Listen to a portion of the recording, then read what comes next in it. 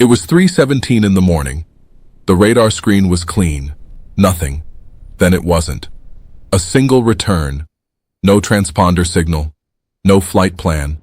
No communication. The contact moved at a speed that made the operator blink and look again. Not because he doubted the machine, because the machine was telling him something the machine wasn't supposed to be able to tell him. He picked up the phone. He called his supervisor. His supervisor called someone else. And then, very quietly, the conversation stopped being recorded. This is not a story about swamp gas. This is not a story about weather balloons or temperature inversions or mass hysteria or pilot fatigue. This is a story about trained military professionals, some of the most technically sophisticated human beings on the planet, who encountered something in the sky that moved faster than physics allows. That stopped mid-flight. That turned at angles that would kill any living thing inside it. That outran the fastest aircraft ever built, and then disappeared without a trace, without a heat signature, without a sonic boom. And somehow, the world barely noticed. The question that has lived inside this story for decades is not whether these things are real. The question is why the people who know they are real have chosen, very deliberately, to say almost nothing at all. And what does that silence cost us? We are going to walk through 10 military encounters, drawn from declassified records, pilot testimony, and official investigations that were quietly buried. Each one is a piece.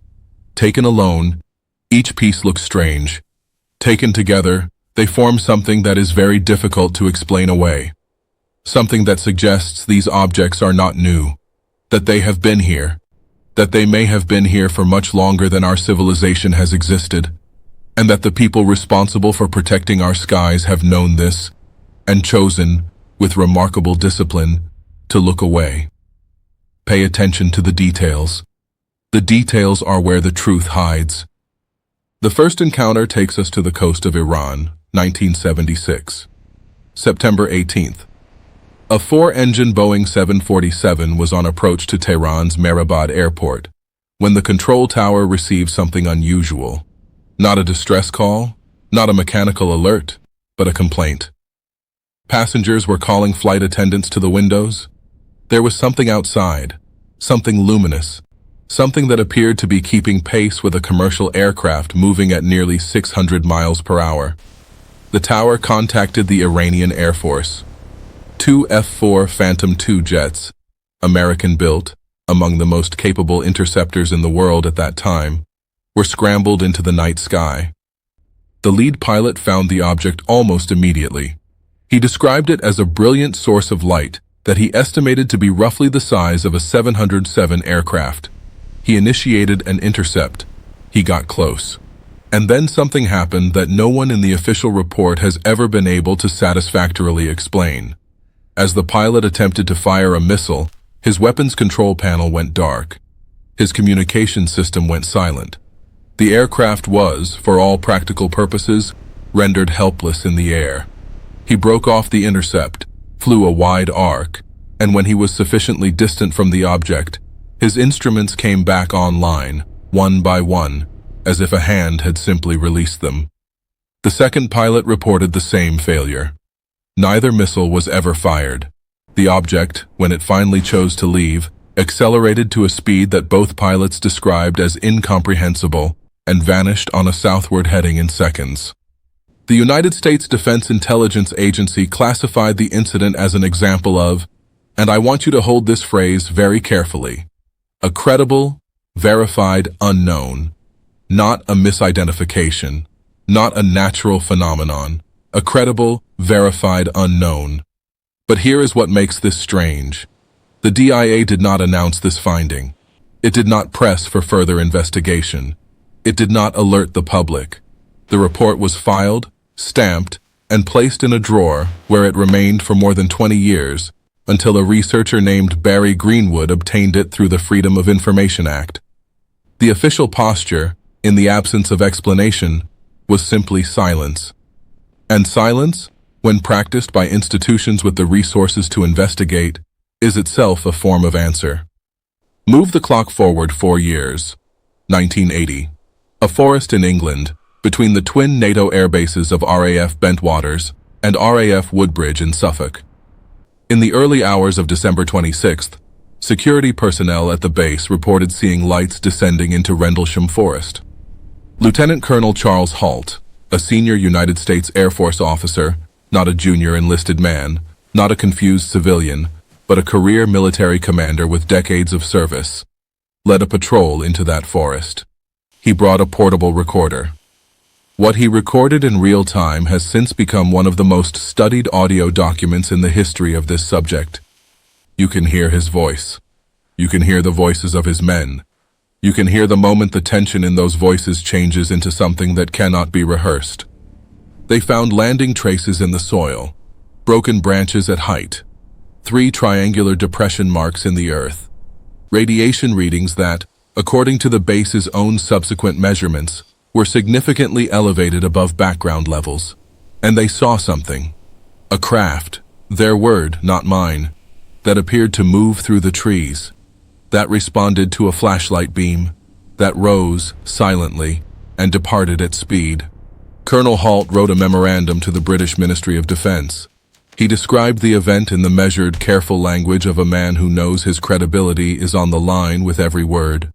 That memorandum was declassified. It exists. It is not ambiguous. And yet the official conclusion from both the United States Air Force and the Ministry of Defense was that the incident posed no threat to national security and required no further investigation. That's where the story shifts. Because Colonel Halt, decades later, no longer working under the constraints of military service, gave interviews in which he stated that, in his professional assessment, the objects encountered over those nights were not of this earth. He said this clearly. He said it repeatedly. He said it knowing what it costs a man of his background to say such a thing. And the institutions that trained him, that decorated him, that trusted him for decades to make life or death decisions, those institutions said nothing in response. Now we move to the Pacific. 2004. Roughly 100 miles off the coast of San Diego.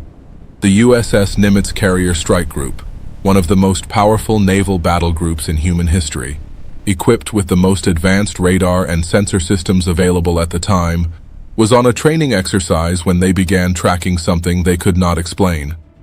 The objects, and there were multiple, had been tracked by the USS Princeton, the group's guided missile cruiser, for approximately 2 weeks. They appeared at 80,000 feet. They descended to sea level in less than 1 second. They hovered. They accelerated instantaneously to speeds that the Princeton's technicians initially assumed were equipment errors. Commander David Fravor, a graduate of the United States Naval Academy, a Top Gun-trained fighter pilot, a man who had flown combat missions, was scrambled with a wingman to investigate. What he saw, he has described in formal interviews before the United States Senate, in recorded testimony, and in documentary format. A white, tic-tac-shaped object approximately 40 feet long, with no wings, no visible propulsion, no exhaust plume, hovering above a patch of disturbed water. When he descended toward it, the object mirrored his descent. When he moved to cut off its escape, it accelerated to a point that he has described as not a gradual increase in speed, but an instantaneous relocation, and vanished. Minutes later it was detected again, 60 miles away, at the Combat Air Patrol Rendezvous Point, a point whose coordinates had only been communicated between the aircraft after takeoff through encrypted military channels. Officially, the Pentagon acknowledged the encounter. Officially, they released the video footage captured by Fravor's aircraft. Officially, they said they did not know what it was. And officially, and this is the part that deserves your full attention, they said the objects displayed what their own internal briefing documents described as 5 observables. Instantaneous acceleration, hypersonic velocity without heat signature, low observability, transmedium travel, meaning the objects could operate in both air and water without apparent transition, and positive lift without any visible means of propulsion. 5 capabilities that, taken together, exceed everything that human engineering has publicly achieved. And the official position of the most powerful military organization in the history of civilization is, we don't know what they are. We don't know what they are. Think about what that phrase costs to say. Think about the infrastructure of denial that had to be dismantled before those words could be spoken publicly. Think about every pilot who filed a report and was told not to speak about it. Every radar operator who was transferred after logging an anomalous contact. Every officer who was quietly advised that his career prospects were tied to his ability to recall certain events with appropriate uncertainty. For decades, the official position was that none of this was happening.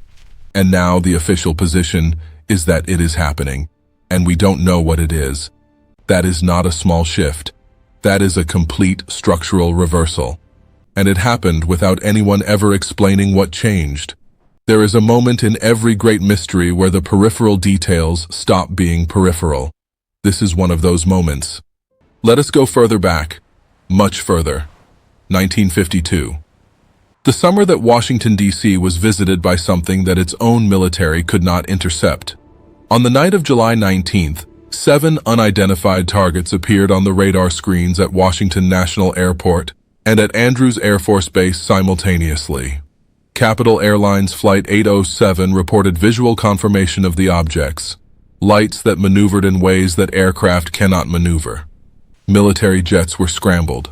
The objects disappeared when the fighters arrived. When the fighters left, the objects returned. This happened twice in one night. A week later, it happened again. The Air Force held what was at the time the largest press conference since World War II to address the phenomenon. General John Samford, the Air Force Director of Intelligence, a man who had spent his career building and protecting some of the most sensitive intelligence operations in American history, faced the press and offered an explanation. He spoke of temperature inversions. He spoke of natural atmospheric phenomena. He was calm. He was credible. He was experienced. And the press, by and large, accepted what he said. But here is what the record shows. The radar operators at 2 separate facilities, professionals who tracked aircraft for a living, who knew precisely what temperature inversions looked like on a scope, had already been asked by their supervisors whether what they were seeing could be explained by atmospheric distortion. They said no. Their word, their professional assessment. And the press conference happened anyway. Temperature inversions became the official explanation for objects that moved at speeds exceeding 1,000 miles per hour and responded to pursuit aircraft by simply vanishing and reappearing elsewhere. Officially, the case was closed. Informally, the Air Force initiated Project Blue Book, a formal investigation that ran from 1952 to 1969 and generated thousands of case files, many of which were classified. When Blue Book was finally terminated, the Air Force announced that no UFO had ever represented a threat to national security, and no evidence had ever suggested extraterrestrial origins. What was not announced was that 12% of all cases investigated remained officially unexplained, not misidentified, not explained by atmospheric phenomena, unexplained. In a program designed specifically to produce explanations, 1 in 8 cases could not be explained. Those cases were not held up for further investigation. They were filed. And the program was closed. What does it mean when the conclusion arrives before the evidence is examined?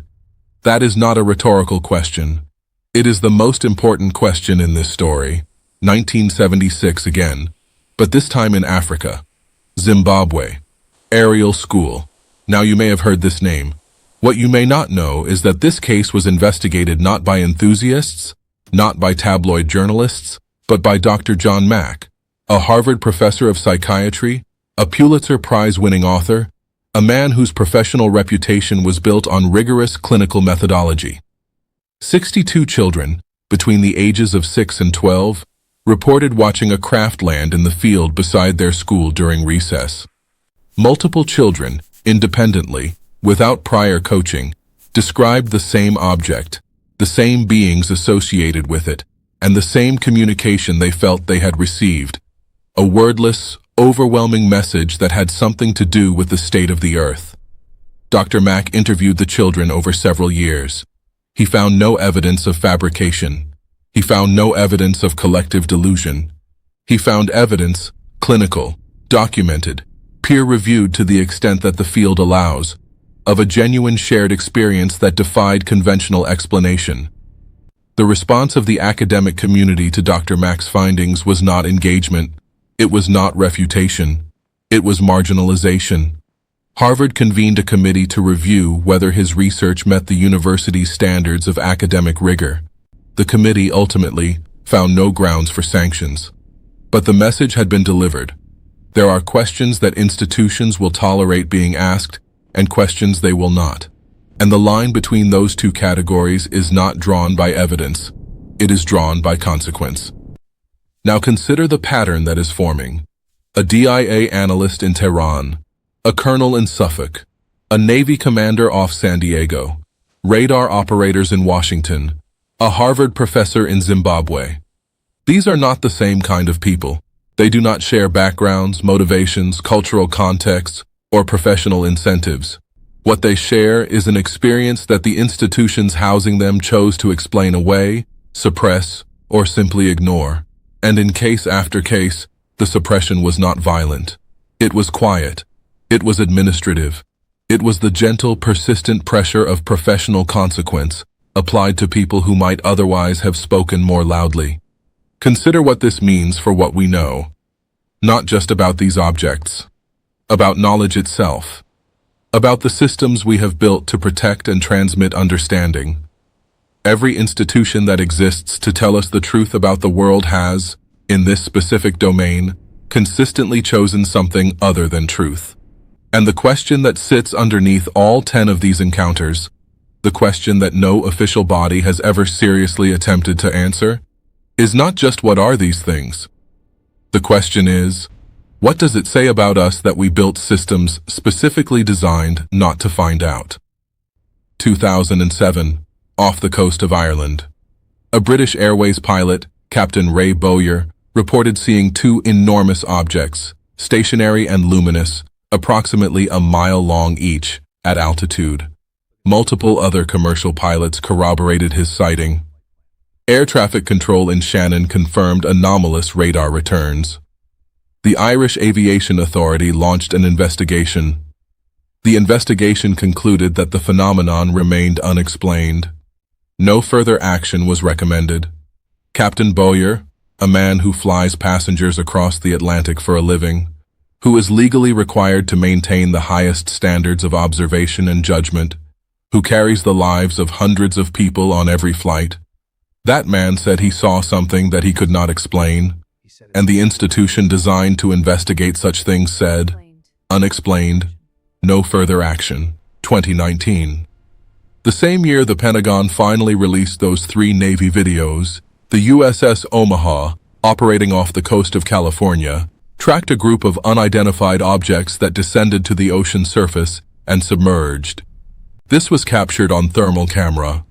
The objects, spherical, approximately 6 feet in diameter, appearing to move without propulsion, entered the water without creating the kind of hydrodynamic disturbance that any object moving at their observed speed should have created. The footage was leaked first, before any official statement. The official statement, when it came, confirmed the footage was authentic and the objects were unidentified. We now live in a world where the most powerful military in human history officially acknowledges that unidentified craft are operating in its most sensitive airspace and underwater environments, that those craft possess capabilities that exceed human engineering, and that it does not know what they are or where they come from. And we discuss this fact with roughly the same energy we bring to a weather forecast. We have been trained, very carefully and over a very long time, to receive extraordinary information as though it were ordinary. The desensitization is itself a strategy. There is a name for this. It is called the Overton window, the range of ideas that a society considers acceptable to discuss. And what these 10 encounters represent, collectively, is a slow, deliberate, generational project to keep a certain window closed. Not through force, not through overt censorship, but through tone, through implication, through the quiet professional cost applied to anyone who looked at the evidence and said what the evidence actually suggested. We are at a turning point, not because the objects have changed. They appear to have been here, doing what they do, for as long as we have had the instruments to detect them and the literature to record them. We are at a turning point because the architecture of denial is visibly, structurally failing. The pilots are speaking. The radar records are being released. The Senate is holding hearings. Career intelligence officials are testifying under oath to experiences that, 20 years ago, would have ended their careers to mention in public. Something has shifted in the relationship between what is known and what is permitted to be said. And that shift is not happening by accident. What comes next is not clear. It has never been clear. These objects have never, in any documented encounter, behaved in a way that allowed for simple, comfortable conclusions. They seem to operate by rules that are not our rules. They appear to understand our detection systems well enough to avoid them when they choose to. They appear to be interested in our most sensitive military infrastructure, nuclear facilities, carrier groups, missile ranges, in ways that suggest something more than random passage. And they have never, in 10 encounters, in hundreds of encounters, in thousands of filed reports across dozens of countries, chosen to make themselves unambiguously understood. Maybe that is the most unsettling thing of all. Not that they are here, but that they appear to have decided, quite deliberately, how much we get to know. And so far, that decision does not appear to be ours to make. What we can decide is what we do with the pieces we have. We can accept the official silence. We can treat the unexplained as a curiosity rather than a question. We can wait for someone with authority to hand us the conclusion in clean, digestible language. Or we can do what every serious thinker in every serious era has had to do. Look at the evidence, follow the pattern, sit with the discomfort of not knowing, and refuse to let that discomfort be resolved by an explanation that was clearly designed for convenience rather than truth. The 10 encounters in this documentary are not the whole story. They are a door. And every door, when you look at it long enough, begins to say something about what is on the other side. If you are the kind of person who does not want that door to close, who believes that the questions a civilization refuses to ask reveal more about it than the questions it answers comfortably, then you are exactly who this channel exists for. The Vault of Secrets is not here to tell you what to think. It is here to put in front of you what has been kept away from you, with as much care and as much honesty as the record allows. Every week, we go deeper. Every week, the pattern becomes clearer. If this is the kind of clarity you are looking for, consider subscribing. Not because the algorithm asked us to say that, but because the conversation we are building here is one that deserves more voices, and yours might be the one that asks the question none of us have thought of yet. The radar screen was clean, then it wasn't. And somewhere, in a drawer in a building you will never visit, a report still describes what happened next as a credible, verified unknown. That file has been waiting a long time for someone to care enough to open it. We are opening it. Stay with us.